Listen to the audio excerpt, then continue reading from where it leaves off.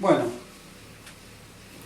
continuando con lo prometido, vamos a hacer nuestra primera aproximación a lo que es tubo rayos X, funcionamiento básico y partes básicas del tubo, ¿sí?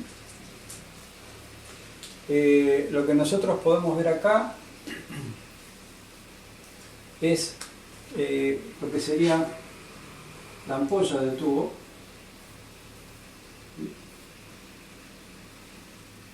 la ampolla del tubo.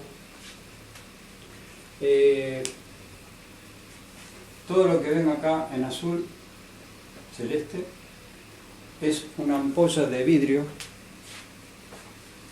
de una alta resistencia térmica, se le suele llamar vidrio Pyrex porque es una de las marcas que lo fabrica, y soporta más de 1000 grados de temperatura, tiene mucha capacidad de resistir el calor. ¿Por qué? Porque aquí dentro se va a ocurrir justamente la producción de los rayos, y esa producción de los rayos va a generar mucho calor. Muy bien. Normalmente, yo acá no lo dibujo, pero ustedes pueden buscarlo tranquilamente, lo pueden googlear, pueden ver directamente tubos de rayos X. El tubo en general, esto es solo la ampolla, el tubo en general, acá todo esto está contenido dentro de algo que se llama calota, que yo no lo estoy dibujando como realmente es, pero tiene la particularidad de ser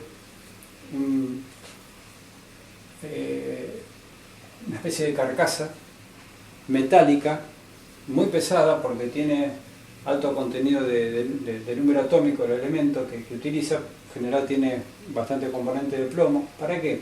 Para poder frenar las radiaciones dispersas que salen de acá del tubo.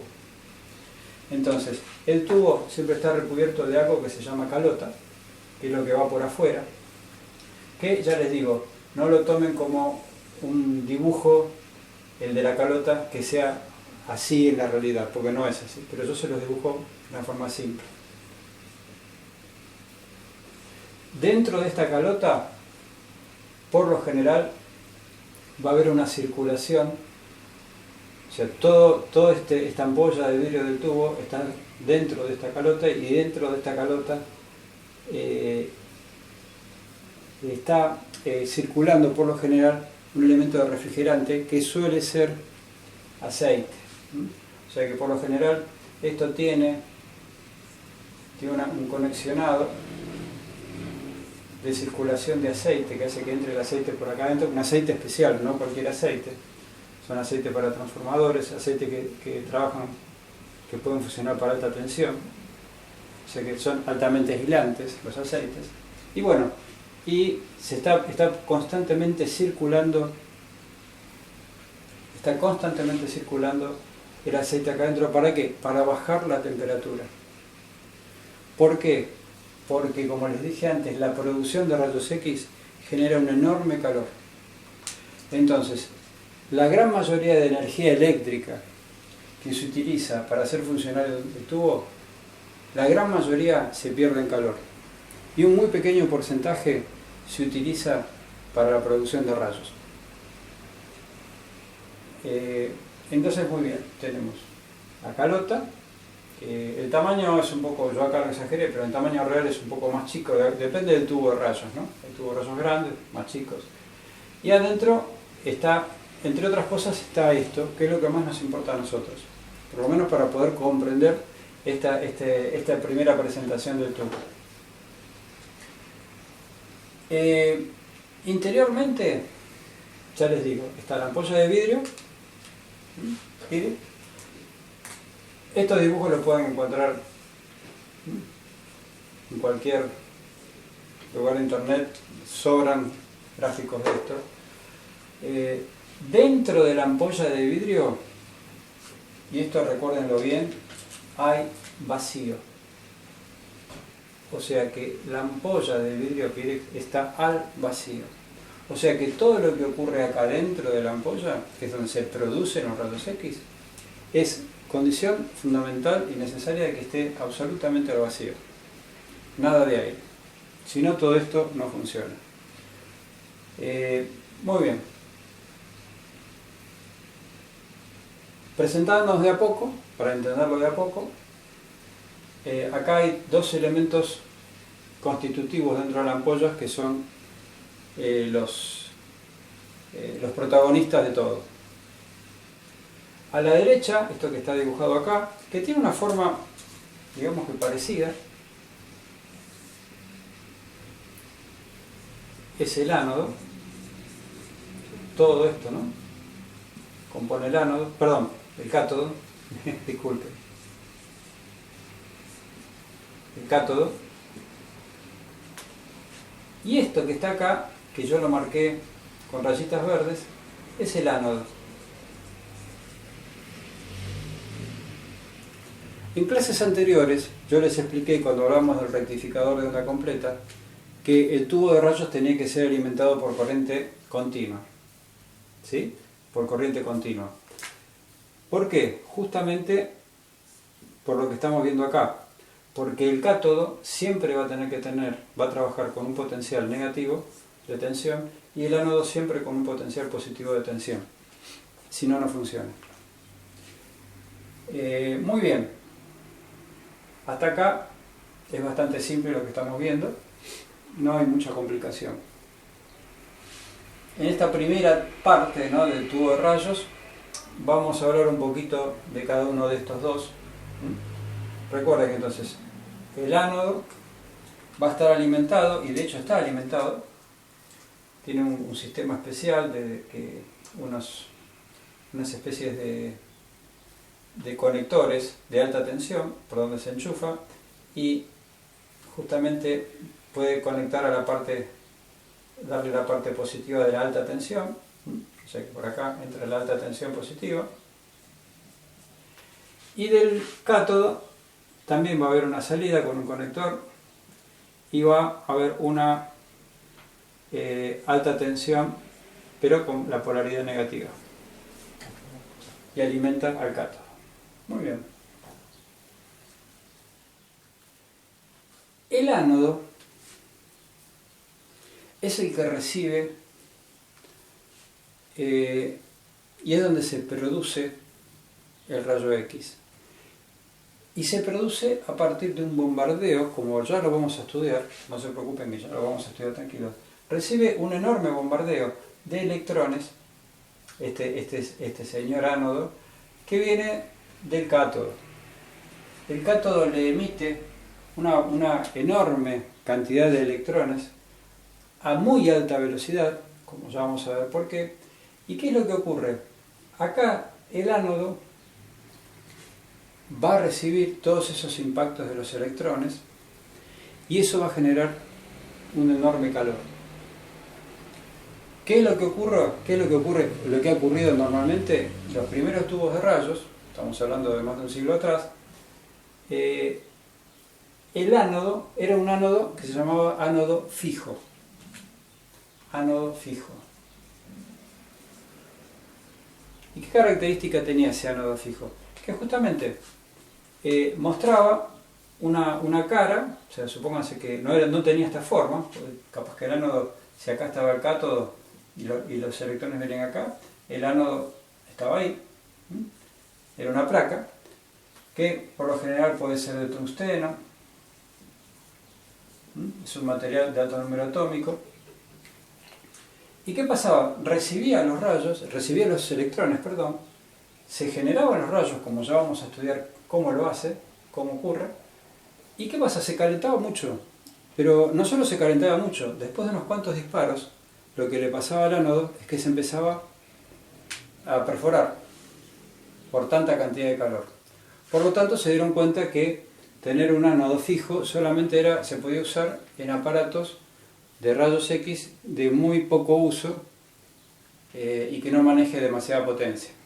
Entonces, los pocos rayos X, por ejemplo, un tubo de rayos X dental funciona con un ánodo fijo, pero los tubos de rayos con los que nosotros vamos a estar más vinculados, haciendo placas de tórax, placas grandes, van a ser de este tipo de ánodo que se llama ánodo giratorio. Este es un ánodo giratorio. O sea que esto, aquí dentro, además del circuito de alta tensión que le está mandando el positivo de alta tensión, hay un motor. Acá dentro hay un motor eléctrico,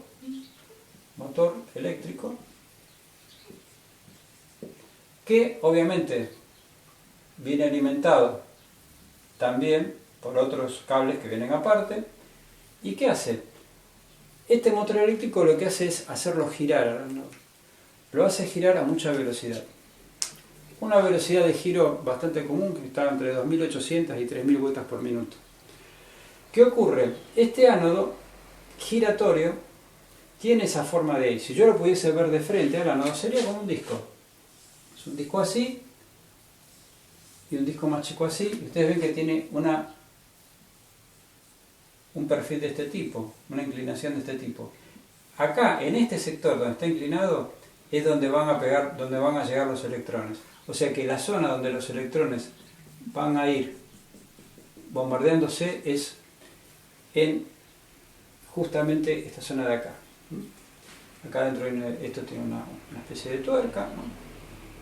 Y está girando permanentemente. Al girar, cuando se envían los electrones del cátodo al ánodo, al girar este ánodo lo que ocurre es que va a ofrecer una superficie siempre cambiante a ese bombardeo, entonces se distribuye más ese calor que antes estaba estrictamente focalizado en un punto. Gracias a esto, a este ánodo giratorio, se puede usar mucho más cantidad de tiempo el tubo, tiene una vida media mucho más alta, y bueno, y obviamente eso redunda en beneficio, ¿no? Porque se ahorra mucho dinero. Entonces, el ánodo, acuérdense, es giratorio y va a estar ofreciendo siempre una determinada franja a donde pegan los electrones, y la inclinación que ustedes le ven,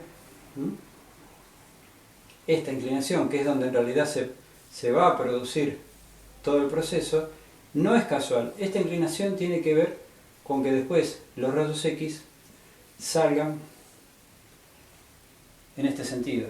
Obviamente no solo salen así, ya vamos a ver que salen para todos lados, pero esta inclinación hace que una buena cantidad salgan por acá, y acá va a haber una ventana por donde salen los rayos, que ya también eso lo vamos a ver. Y bueno, esa es la constitución de uno de los dos, que es el ánodo. Ánodo giratorio, el más común, el que ustedes van a estar acostumbrados a ver si manejan un equipo de rayos. Gira a alta velocidad.